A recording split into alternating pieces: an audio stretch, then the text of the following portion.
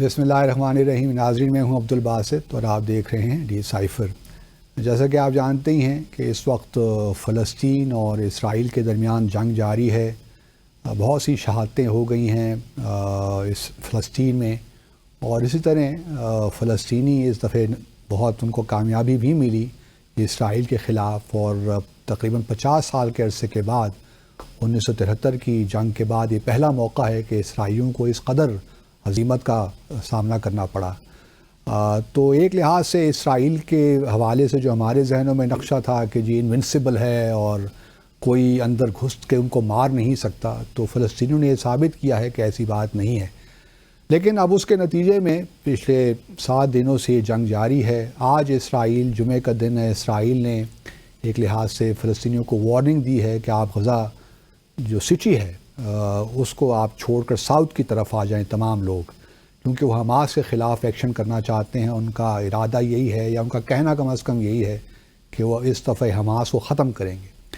ابھی ناظرین پہلی بار نہیں ہوا، اس سے پہلے بھی ہم نے دیکھا کہ فلسطین اور اسرائیل کے درمیان اس قسم کے معاملات چلتے رہے، اور فلسطین نے گولہ باری بھی کی، بمبارڈمنٹ بھی کی غزہ پٹی پہ خاص طور پہ، لیکن حماس تو وہیں پہ ہی ہے.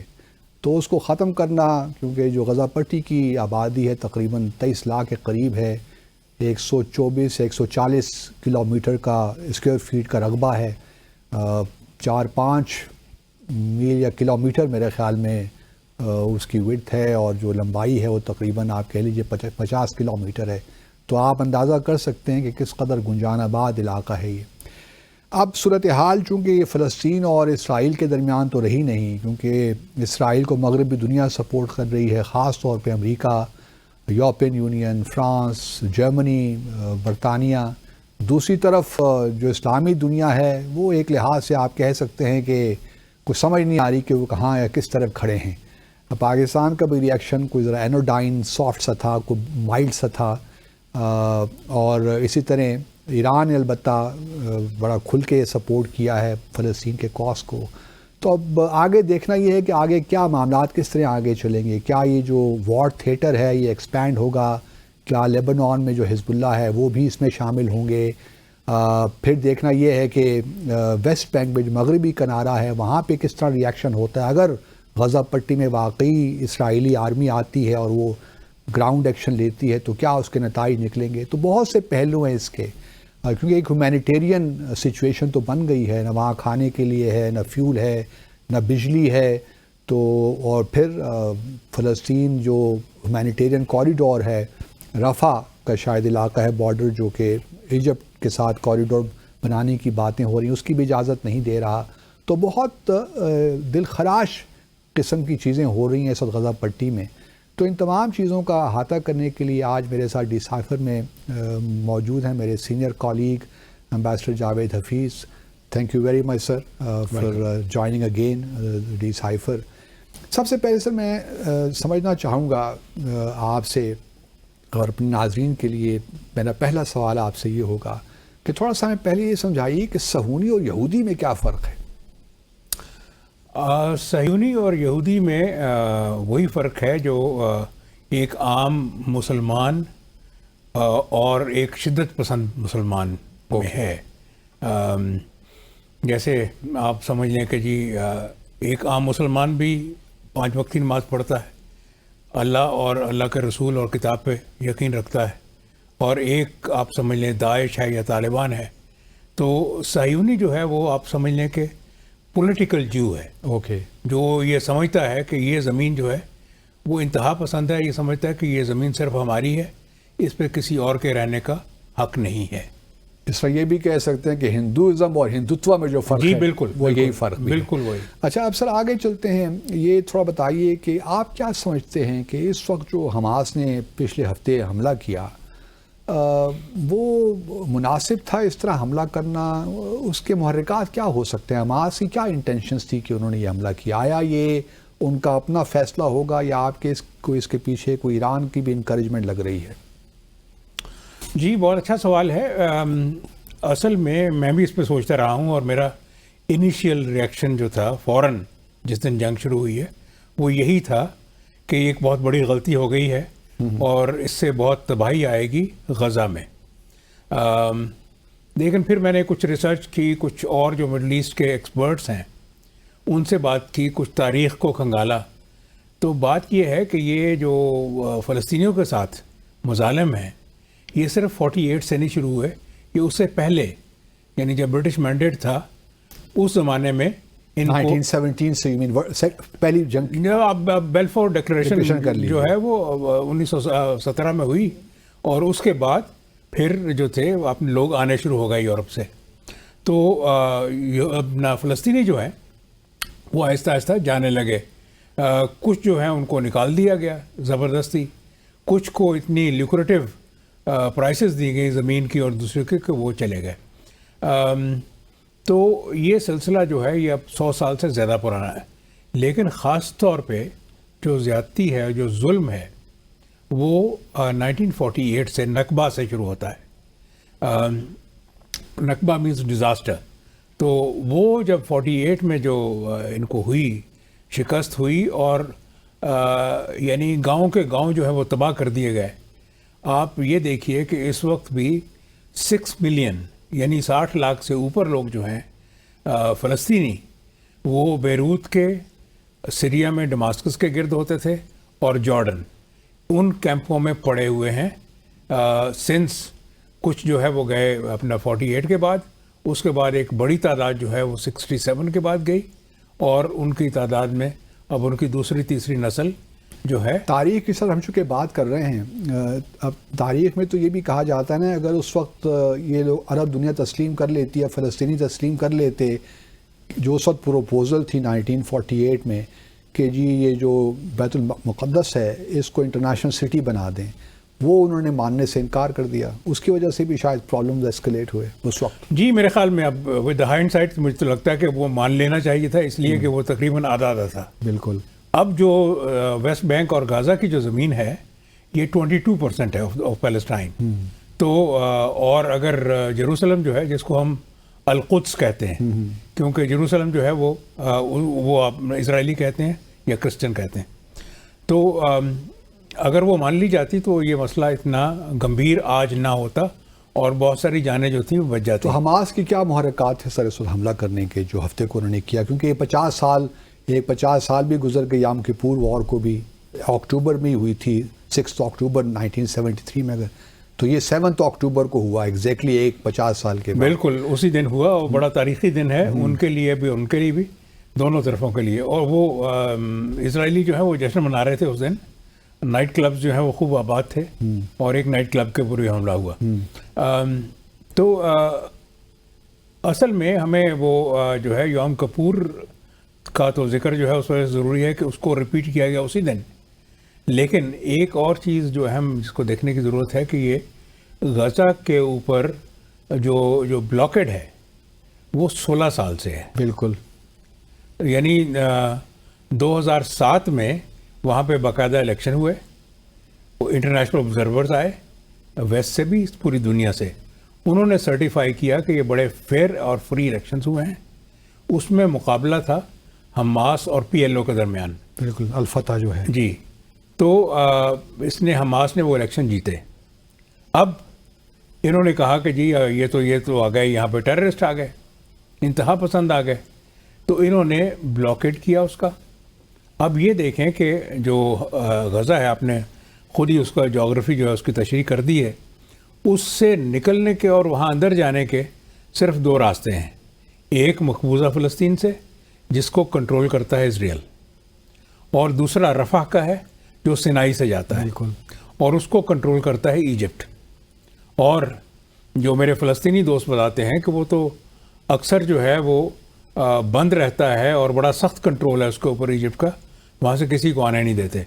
تو اس لحاظ سے یہ سارے میزائل بنانا اور یہ اتنا بڑا حملہ کر دینا میرے لیے تو بہت بڑا معجزہ تھا کہ کیسے گیا. تو انہوں نے حملہ کیا کیوں سر اس وقت؟ کوئی مطلب کیا بتانا چاہتے تھے حماس یا فلسطینی اس وقت, خاص طور پہ جب کہ ابراہیم ایکارڈز بھی ہو رہے ہیں, آپ جانتے ہیں سعودی عرب اور اسرائیل کے درمیان بھی تعلقات آگے بڑھنے کی باتیں ہو رہی ہیں, تو حماس نے یا فلسطینیوں نے یہ وقت کیوں چنا حملہ کرنے کے لیے؟ دیکھیے یہ وقت ایک تو یہ ہے, سب سے بڑی وجہ جو ہے آپ نے اس کا خود بھی ذکر کیا کہ ابراہم اکارڈ ہو رہے تھے، اور ایک مڈل ایسٹ کا بہت بڑا ملک جو تھا اس کے بارے میں بھی کہا جا رہا تھا کہ وہ ان کی بھی اب امریکہ جو ہے وہ صلح کرانے کے لیے بالکل تیار ہے اسرائیل کے ساتھ. اچھا، اب جنرل اوپینین یہ ہے کہ چونکہ یہ ایک ڈومینو افیکٹ ہو رہا تھا کہ ایک کے بعد دوسرا جو ہے اس کو تسلیم کر رہا تھا، تو اس کو چیک میٹ کرنے کے لیے یہ حملہ جو ہے وہ کیا گیا. اور میرے خیال میں اس حد تک تو کامیابی ہوئی ہے، کیونکہ اب وہ بات نہیں رہی کہ اب یک بعد دیگرے جو ہے وہ ریکگنیشن ہو جائے گی. ادھر امریکہ میں آپ دیکھیں کہ وہ بھی جو ہے اپنا صدر بائیڈن کی کوئی اور تو کامیابی ہے نہیں، تو وہ یہ چاہتے تھے کہ الیکشن سے پہلے ایک یہ جو ہے ان کی اسرائیل اور سعودی عربیہ کی نارملائزیشن ہو جائے، اور میں اپنے جو ہے اپنا ووٹ بینک، اپنا ووٹر جو ہے اس کو بتا سکوں گا کہ میں نے اتنا بڑا کام کر دیا مڈل ایسٹ میں. تو اس لحاظ سے میرے خیال میں یہ وقت جو ہے وہ چنا گیا تاکہ یہ نارملائزیشن جو ہے اینڈ سو کالڈ ابراہم اکارڈس وہ جو ہے ان کے آگے ایک قسم کا بند باندھا جائے. تو اس میں ایران کا کتنا ہاتھ ہے؟ گو کہ امریکہ کے صدر نے تو یہ کہا ہے، امریکہ نے کہا ہے کہ ابھی ہمیں کوئی ایویڈنس نہیں ملا، لیکن ایران نے بھی ڈینائی کیا ہے کہ ہمارا کوئی تعلق نہیں ہے، اس سے کوئی لینا دینا نہیں ہے اس حملے میں. لیکن آپ سمجھتے ہیں کہ کوئی ایران نے کچھ انڈائریکٹ کچھ انکریج کیا ہوگا؟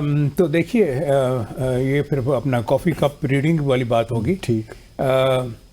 کیونکہ جس زمانے میں، جس عہد میں ہم زندہ ہیں، اس میں ایک انچ جو ہے اس کو سیٹلائٹ سے دیکھا جا سکتا ہے اور ہر بات کو سنا جا سکتا ہے.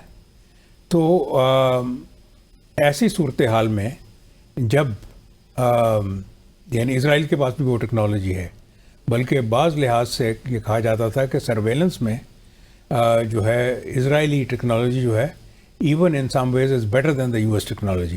ٹھیک. تو ایران نے اگر کیا ہوتا تو فوراً وہ ساری تصویریں سامنے آ جاتی. لیکن سر یہ ایک ایسی ٹیکنالوجی ہے کہ وہ حماس کے جو ایکشن ہے اس کو نہیں کر سکے کہ یہ ہوگا. جی، یہ سب سے بڑی، دس از آلسو ویری سگنیفیکنٹ کہ وہ جو ایک آہنی باڑ لگائی ہوئی ہے اور بڑی زبردست اس کے وہ فوٹنگز بھی آ گئی ہیں، وہ لگائی ہوئی ہے، اور اس کے اوپر دنیا جہان کے گیجٹس ہیں کہ اس کو جو ہی ٹچ کیا جائے گا فوراً وہ سائرن بجا دے گی اور یہ کر دے گی، وہ کر دے گی، اور لوگ الرٹ ہو جائیں گے. تو یہ it's a big huge intelligence failure and I think over reliance on technology. Okay. کہ جی یہ اپنا گیجٹس جو ہیں یہ ہمیں ہر چیز بتا دیں گے.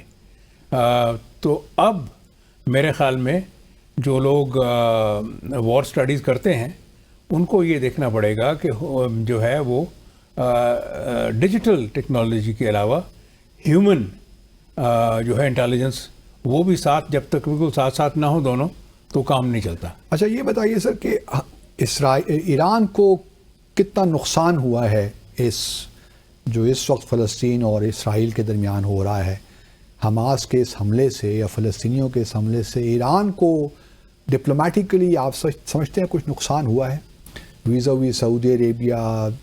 یا ایک اور پہلو یہ بھی ہے کہ سعودی عربیہ اب زیادہ ایک لحاظ سے محتاط ہو جائے گا کہ بھئی حماس کی بھی آرگنائزیشن ہے، ابھی تک حزب اللہ کا بھی معاملہ ایران کے ساتھ ہے، اسی طرح دوسری جگہوں پہ بھی، یمن میں بھی ہوتیز ہیں، تو ایک لحاظ سے پھر وہ ایکٹیو ہو جائیں گے، اور پھر ایک لحاظ سے اسرائیل کو، ایران کو نقصان تو ہوگا اگر اس کا جو ہے یہ ایسکلیٹ ہوتا ہے یہ معاملہ. آپ نہیں سمجھتے؟ دیکھیے ایک تو مجھے اس کے ایسکلیٹ ہونے کے چانسز کم نظر آتے ہیں. اوکے. اس کی کیا وجہ؟ اس لیے اس کی وجہ یہ ہے کہ حماس کوئی آرگنائزڈ آرمی نہیں ہے. ٹھیک.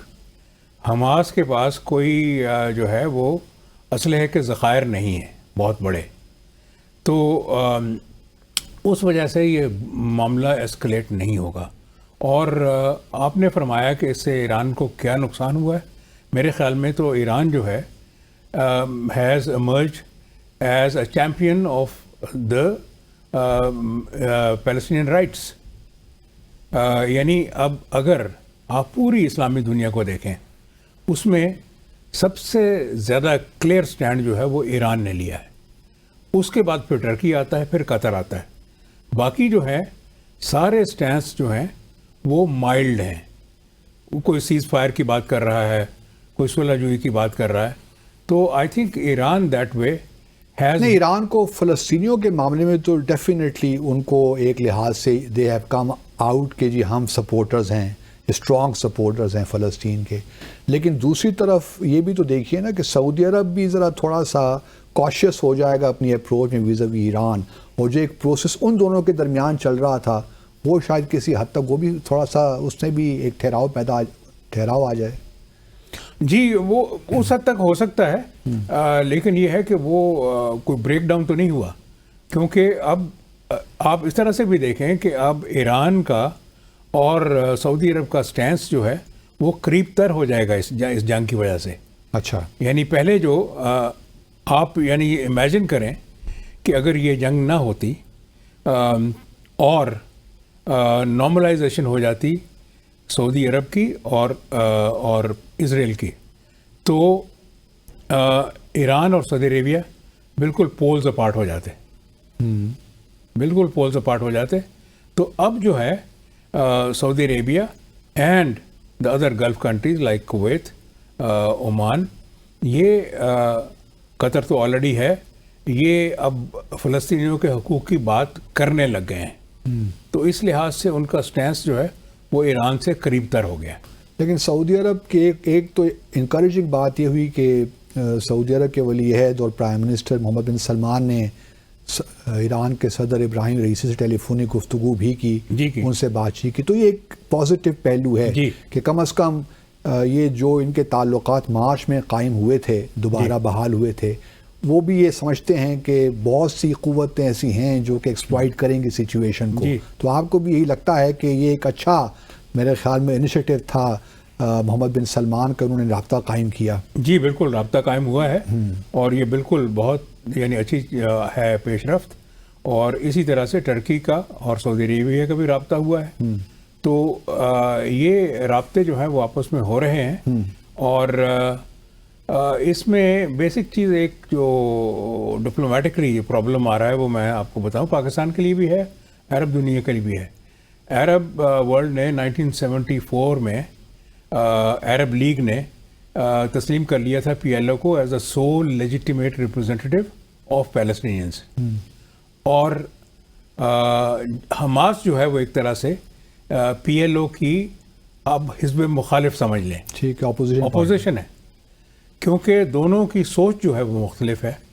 حماس کا کہنا یہ ہے کہ آپ نے یہ جو آپ کہتے ہیں کہ مذاکرات سے حل ہو جائے گا, آپ اوسلو میں بھی گئے, آپ نے سب کچھ کر کے دیکھ لیا, لیکن آپ کو کیا حاصل ہوا.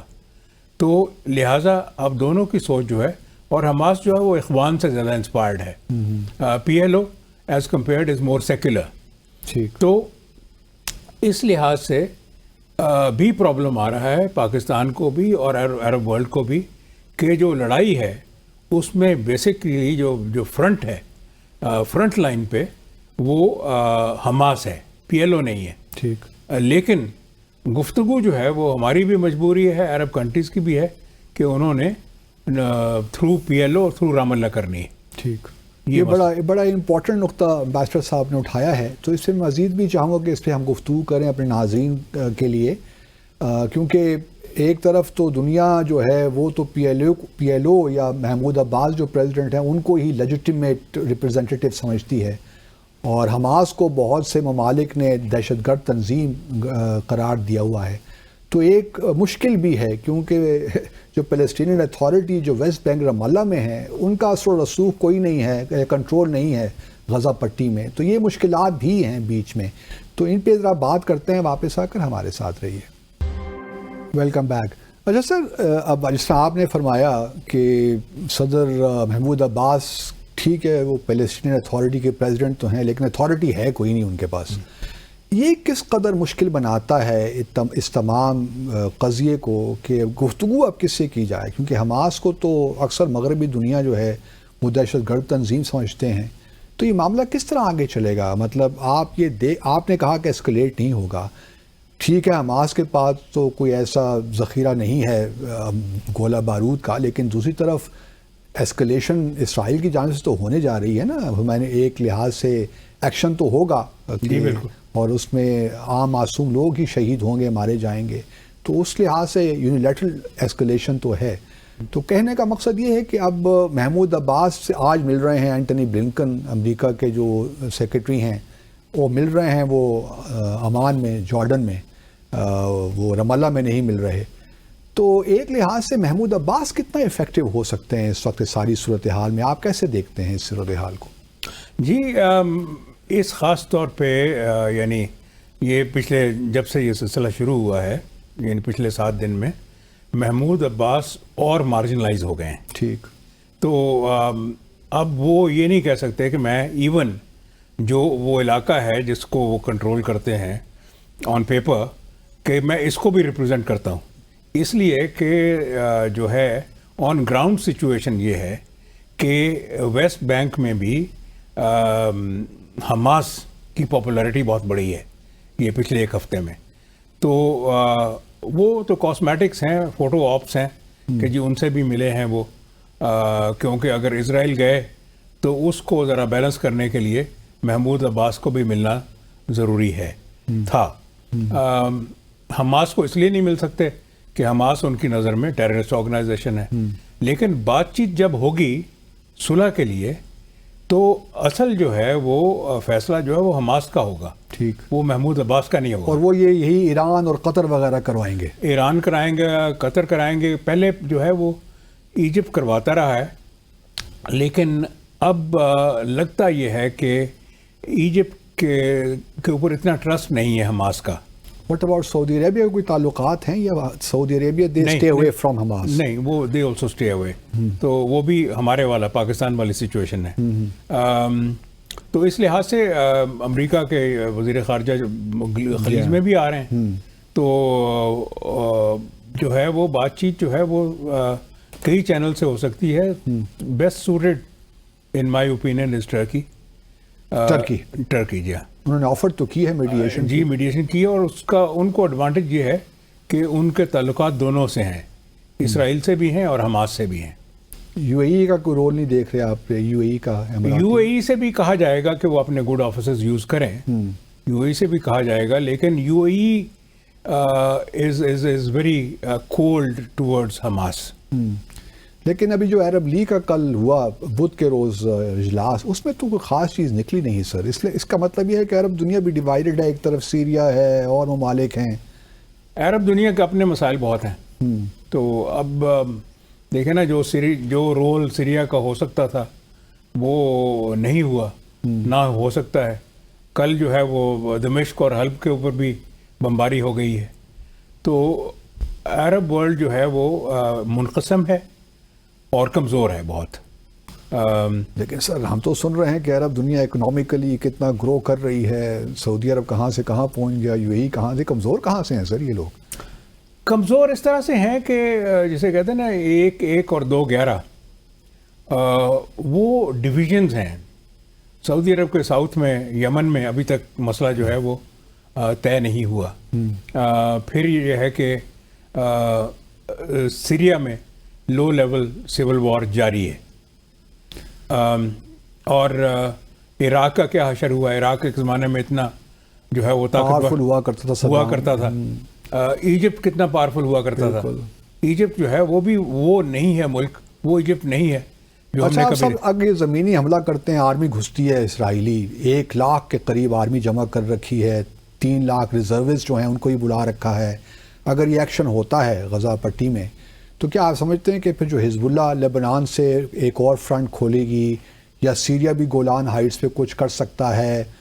آپ یہ دیکھ رہے ہیں جو وار تھیٹر ہے یہ ایکسپینڈ، آپ نے پہلے تو کہا اسکلیشن نہیں ہوگی، لیکن اگر یہ واقع اتنی تباہی پھیلتی ہے غزہ پٹی میں، بہت زیادہ شہادتیں ہوتی ہیں، تو پھر آپ سمجھتے نہیں ہیں کہ اس کا ایک ڈومینو ایفیکٹ جس طرح آپ فرما رہے تھے ہوگا حزب اللہ کی حد تک کم از کم؟ دیکھیے ہاں، حزب اللہ جو ہے اس میں شاید وہ کچھ کر سکے، یعنی وہ وہاں سے اسی طرح سے راکٹ فائر کر دیں جس طرح سے انہوں نے کیا ہے. لیکن سیریا میں اب اتنی سخت نہیں ہے اچھا کہ وہ گولان کے اوپر کو فرنٹ کھول سکے. بشار الاسد کمزور ہیں اس وقت، اس بہت کمزور ہیں. اوکے جی، کیونکہ جو ہے ٹل دا لاسٹ کاؤنٹ کوئی 62% ٹیریٹری جو ہے وہ ان کے کنٹرول میں ہے، باقی جو ہے about 30% ان کے کنٹرول میں بھی نہیں ہے. اور ادھر ہی باہر امریکی بھی رہے ہیں تو روسی بھی ہیں، تماشا لگا ہوا ہے وہاں پہ.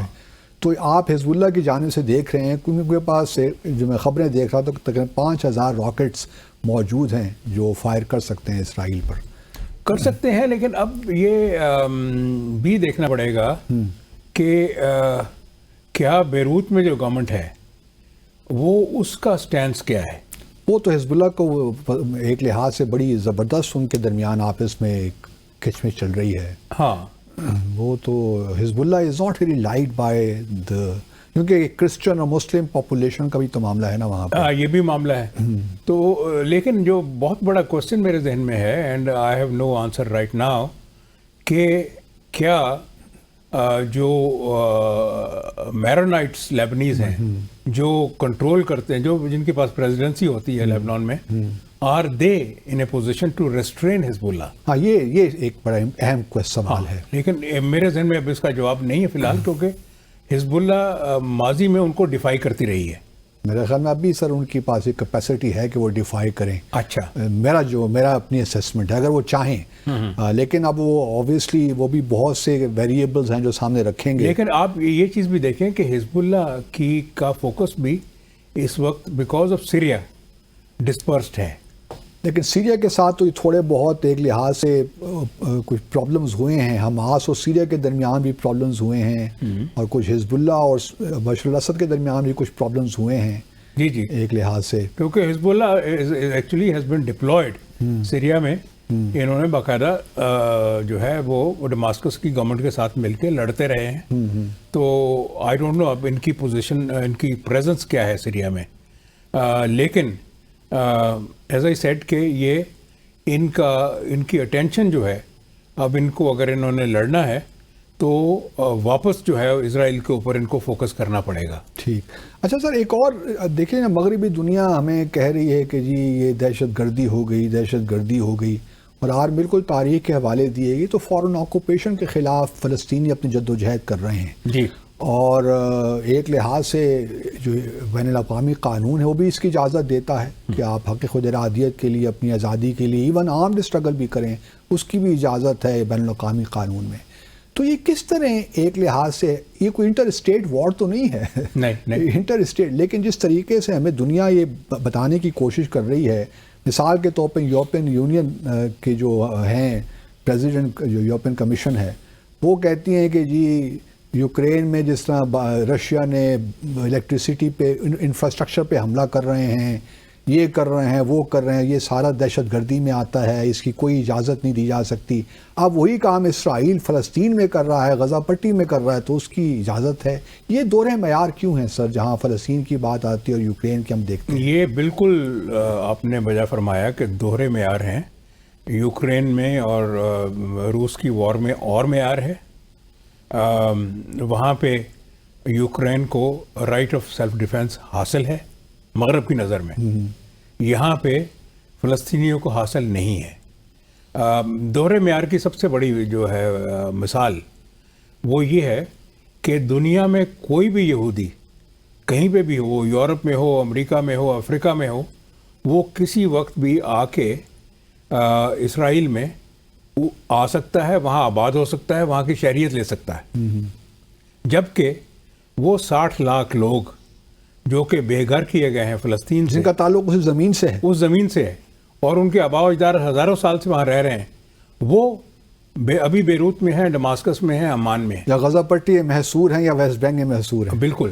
اچھا، دوسرا آپ نے کہا تھا کہ اس کے اوپر غزہ میں یعنی ایتھنک کلینزنگ کر دی جائے. جی. تو وہ اس لحاظ سے مشکل ہے کہ ایک تو جیسے کہ آپ نے کہا کہ گنجان آباد ہے، آپ نے دیکھا ہوگا اس کا نقشہ بھی، اس کی تصویریں بھی، ہائی رائز بلڈنگز ہیں، بہت چھوٹی سی جگہ ہے، تو اس کے اندر جانا تو ان کے لیے بہت آسان ہوگا اور نکلنا بہت مشکل ہوگا. لیکن ان کو ایگزٹ اسٹریٹجی تو بنائی ہوگی نا سر؟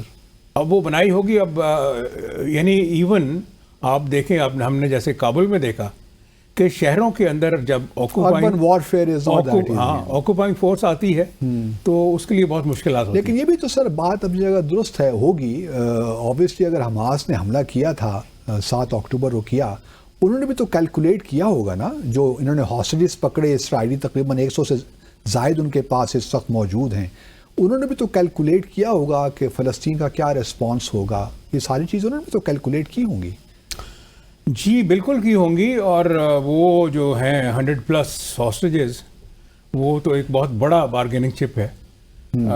اور خاص طور پہ جو جب اسرائیل کہتا ہے، کیونکہ انہوں نے تو اپنا وار کیبنٹ بھی بنا دی، جی اور جیسا کہ آپ نے فرمایا کہ رائٹ ونگ کی حکومت ہے، بالکل، اور اس میں ایک سے ایک بڑا جو ہے وہ انتہا پسند ہے، ایکسٹریمسٹ موجود ہے. ہاں وہ ایک صاحب ہیں، ان کا نام ہے اعتمار بن گوئر. وہ ان کا میں سنتا آیا ہوں کہ وہ مسجد اقصیٰ کے اوپر جب حملے ہوتے تھے تو یہ پچھلے 1.5 سال سے وہ ہر حملے میں پیش ہوتے تھے، اور آج وہ وزیر ہیں. اچھا، ہاں تو اور اس طرح کے اور 2-3-4 اور لوگ ہیں. اب مسئلہ یہ ہے کہ نتن یاہو کو اپنے مسئلے ہیں، کچھ جوڈیشری کے ساتھ، اور کچھ اس کے اوپر مقدمات ہیں کرپشن کے، یہ وہ، اور گورنمنٹ کی جو ہے اکثریت بہت بڑی تھن ہے. تو ایک طرح سے یہ جنگ جو ہے اس کو پولیٹیکلی اس کو فائدہ ہے. لیکن اگر وہاں سے کچھ حاصل نہیں ہوتا ہے اس کو غزہ پٹی میں، تو پھر تو اس کو پولیٹیکلی ڈیمیج بھی تو کر سکتا ہے مزید. بالکل کر سکتا ہے، لیکن یہ اس میں اتنی تباہی آ جائے گی کہ میرے خیال میں چند سال اور تو پھر حماس کو دوبارہ اٹھنا مشکل ہو جائے گا. لیکن سر حماس تو ایک دیکھیے نا، ایک نظریہ کا نام بھی تو ہو سکتا ہے نا، جو فلسطینی تو اس بات پہ یکجا ہیں کہ ہم نے آزادی لینی ہے، ہم نے کمپرومائز نہیں کرنا، ریکنسائل نہیں کرنا اسرائیلی آکوپیشن کے ساتھ. یہ تو بات طے ہے نا سر. جی بالکل، نظریے کا نام ضرور ہے، لیکن دیکھیے 1500 شہادتیں اب تک ہو چکی ہیں. ٹھیک، اس میں بچے بھی ہیں، عورتیں بھی ہیں. بالکل. تو اب یہ ہے کہ یہ حماس، ایک تو میں نے کہا کہ ریگولر آرمی نہیں ہے، کب تک لڑے گی، ان شہادتوں کو کب تک قبول کرے گی؟ کیا عام غزہ کا آدمی جو کہ اس کراس فائر میں مارا گیا ہے، وہ اس کا پریشر نہیں آئے گا حماس کے اوپر کہ اب یہ چیزیں جو ہیں ان کو آپ صلح کی طرف لے جائیں؟ کیا باقی جو ہیں عرب کنٹریز، UAE ہے، سعودی عربیہ ہے، اور گلف کے باقی لوگ جنہوں نے الٹیمیٹلی ریکنسٹرکشن کا بل دینا ہے، وہ پریشر نہیں لائیں گے کہ آپ اب صلح کی جانب آ جائیں اور اس کی ریکنسٹرکشن کی جائے؟ تو اس طرح سے پریشرز آئیں گے. اچھا چلیے ناظرین، ایک مختصر سا وقفہ لیتے ہیں، کیونکہ پریشرز تو آئیں گے اور صلح کے لیے بھی آئیں گے. اب صلح کس طرح ہوگی، that is an important question. اور اس کے بعد ہم نے دیکھا کہ جرمنی نے، چانسلر اولف شولز نے بیان کیا کہ ہم جتنی بھی ایڈ ہے، اسسٹنس ہے فلسطین کو، ساری بند کر رہے ہیں. اور وہ محمود عباس کو کہہ رہے ہیں کہ آپ حماس کے ایکشن کو کنڈیم کریں. محمود عباس جو پریزیڈنٹ ہیں وہ کنڈیم بھی نہیں کر سکتے، گو کہ وہ دل میں تو شاید چاہتے ہوں کہ میں کنڈیم کروں، لیکن فائدہ کوئی نہیں ہے، وہ مزید مارجنلائز ہو جائے. Welcome back. سر حماس کے خلاف چونکہ مغربی دنیا تو ان کو دہشت گردی کہتی ہے، تو بڑا پروپیگنڈا بھی زبردست ہے. یہاں تک کہ صدر بائیڈن نے بھی جب پہلی بار انہوں نے پریس کانفرنس کی اسٹیٹمنٹ دی اس حملے کے بعد، انہوں نے بھی کہہ دیا کہ جی حماس سے تو جو ہے بچوں کے بھی سر قلم کر دیے، اتنا ظلم کیا. اور پھر آئیے دیکھتے انہوں نے کہا کیا، پہلے ذرا سن لیتے ہیں ان کو. I never really thought that I would see and have confirmed pictures of terrorists beheading children. I never thought I'd ever, anyway, but there are countries in the region that are trying to be of some help, including Arab nations that are trying to be of some help. بنیادی طور پہ یہ یہی کہہ رہے ہیں کہ جی Hamas نے بڑی دہشت گردی کی ہے، بچوں عورتوں کو بھی معاف نہیں کیا. لیکن اس کے فوری بعد ہی وائٹ ہاؤس سے تردید ہوئی کہ ہم نے کوئی ایسا ایویڈنس ہمارے پاس نہیں ہے جس سے ہم یہ کلیم کر سکیں کہ حماس نے واقعی ایسا کیا ہے. تو یہ بھی دیکھیے ایک وسرل قسم کا ریئیکشن ہے کہ ہم نے ایک چیز پروو کرنی ہے کہ حماس دہشت گرد تنظیم ہے. تو یہ بھی ایک بڑا ایلیمنٹ ہے. میں سمجھتا ہوں یہ جو نیریٹو اور کاؤنٹر نیریٹو کی جنگ چل رہی ہے اس وقت، یہ بھی ایک بڑی انٹرسٹنگ ہمارے لیے بھی ہے. اچھا میں سوال کی طرف سر اپنے آتا ہوں. ایک طرف کشمیر پہ بھی ہم دیکھتے ہیں، مقبوضہ کشمیر پہ بھی بے شمار ریزولوشن ہے جموں اور کشمیر میں، یونائٹڈ نیشن سیکیورٹی کونسل کی، لیکن فلسطین کے معاملے میں تو اس سے بھی زیادہ ہیں، UNGA کی بھی ہیں اور بھی بے شمار قراردادیں ہیں. پھر ہم نے دیکھا کیمپ ڈیوڈ ہوا ایکارڈز 1978 میں، پھر اوسلو ایکارڈ بھی شروع ہوئے، پھر 2 اسٹیٹ سلوشن کی طرف بات چیت بڑھی. تو آپ کو کیا لگتا ہے کہ اس واقعے کے بعد جو اسرائیل ہے وہ واقعی 2 اسٹیٹ سلوشن کی طرف آئے گا؟ آج سنا ہے کہ کوششیں ہو رہی ہیں کہ UN سیکیورٹی کونسل کا اجلاس دوبارہ بلایا جائے. وہ بھی سر کیا ہوگا، ایک پرفنکٹری قسم کی چیز ہو جائے گی، آئیں گے بیٹھیں گے، ابھی تک ایک اسٹیٹمنٹ بھی ایشو وہ نہیں کر سکے. تو آپ کو لگتا ہے کہ Israel under the given circumstances would revert to or come back to the 2 state solution? میرا نہیں خیال اتنا آسان نہیں ہے. اس لیے دیکھیے اوسلو میں 3 اس کے اپنا پارٹ آف دا ایگریمنٹ 3 چیزیں تھیں. ایک تو یہ ہے کہ 5 سال کے اندر اندر ہم نے بارڈرز ڈیمارکیٹ کرنے ہیں، جو ہے ایسٹ جیروسلم اس کا فیصلہ کرنا ہے، اور ریٹرن آف ریفیوجیز. ان 3 چیزوں کے اوپر آپ دیکھیں کہ ریفیوجیز جو اس وقت جارڈن میں ہیں یا کہیں اور ہیں، جی سیریا میں ہیں، لیبنان میں، ایسٹ جیروسلم یا جیروسلم میں آ کے رہ سکتے ہیں، یا اسرائیل بھی آ سکتے ہیں، ویسٹ بینک میں ویسٹ بینک میں بھی آ سکتے ہیں. ٹھیک ہے، جہاں کے تھے وہ ٹھیک ہے وہاں پہ واپس. تو ان 3 کے اوپر، لیکن اسرائیل میں بھی آ سکتے ہیں اگر وہ وہاں کے تھے، تو اگر ان کا جو ہے شہر یا گاؤں ان کا گھر وہاں پہ تھا، اسرائیل میں جو اس وقت اسرائیل جو اس میں بھی آ سکتے ہیں. وہ تو سوال ہی پیدا نہیں ہوتا. وہ تو اس بات پہ نہیں مان رہے کہ وہ ویسٹ بینک میں بھی آ جائیں.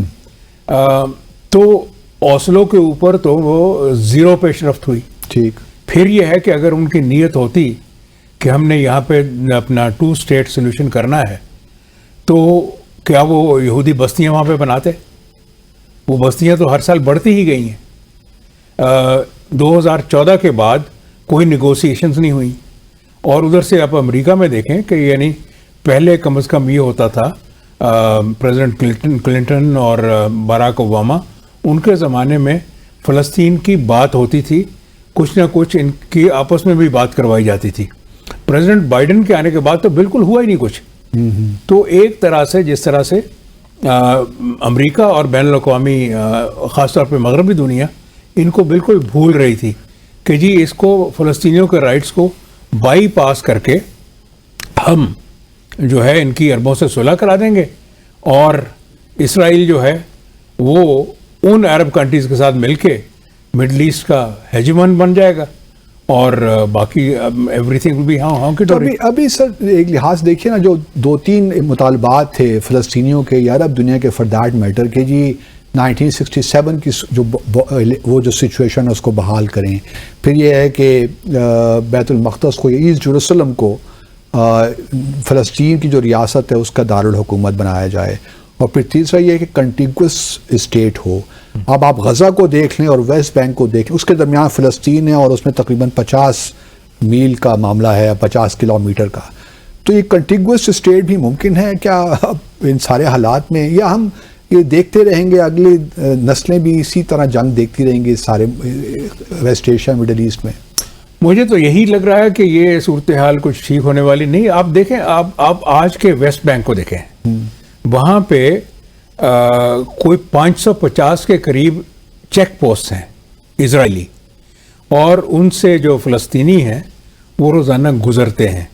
کسی نے کام کے لیے جانا ہے، کسی نے کوئی شاپنگ کے لیے جانا ہے، کسی نے اپنے عزیزوں کو رشتہ داروں کو ملنے جانا ہے. تو یعنی اگر آپ ایک گاؤں کو اگلے گاؤں سے علیحدہ کر دیں گے اور وہاں پہ چیک پوسٹ بنا دیں گے، تو فلسطینی جو ہے وہ روزانہ ان کی اپنا باڈی سرچ ہوتی ہے، ان کے اقامے اور دوسری چیزیں چیک ہوتی ہیں. غزہ سے روزانہ 19,000 آدمی جو ہیں میلز وہ کام کے لیے آتے ہیں اسرائیل میں. تو اس لحاظ سے یہ پورا علاقہ جو ہے وہ under full control of Israeli security forces. اب اس کو اور پھر جو ہے جو سیٹلمنٹس بن چکی ہیں، ان سب کو ڈسمینٹل کرنا مجھے تو لکس لائک ہرکولین ٹاسک. آپ دیکھیں سر، اس وقت ویسٹ بینک میں جو فلسطینیوں کی تعداد تقریباً 3 ملین کے قریب ہے. جی. اسی طرح غزہ میں 23 لاکھ کے قریب ہیں، 2.3 ملین. اسرائیل کے اندر جو اس وقت علاقے ہیں، آپ جیروسلم کہہ لیں، اس میں تقریباً 1.5 ملین کے قریب مسلمان عرب مسلم رہتے ہیں. تو یہ بڑی قوت ہے. اگر تو آپ کیا دیکھ رہے ہیں کہ یہ جو اسرائیل میں خاص طور پہ جیروسلم میں جو لوگ بیت المقدس میں جو لوگ رہتے ہیں ادھر بھی کوئی ایک لحاظ سے پروٹیسٹ وغیرہ ہو سکتے ہیں, وہاں بھی سچویشن خراب ہو سکتی ہے اسرائیل کے اندر سے؟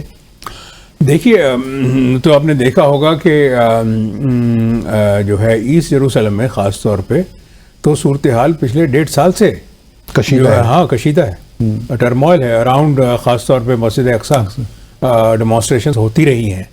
اور جو آپ نے ڈیموگرافی کی بات کی تو اس وقت جو ہے صورتحال جو پاپولیشن کی ہے of the Jewish population and the Palestine population وہ تقریباً برابر ہے.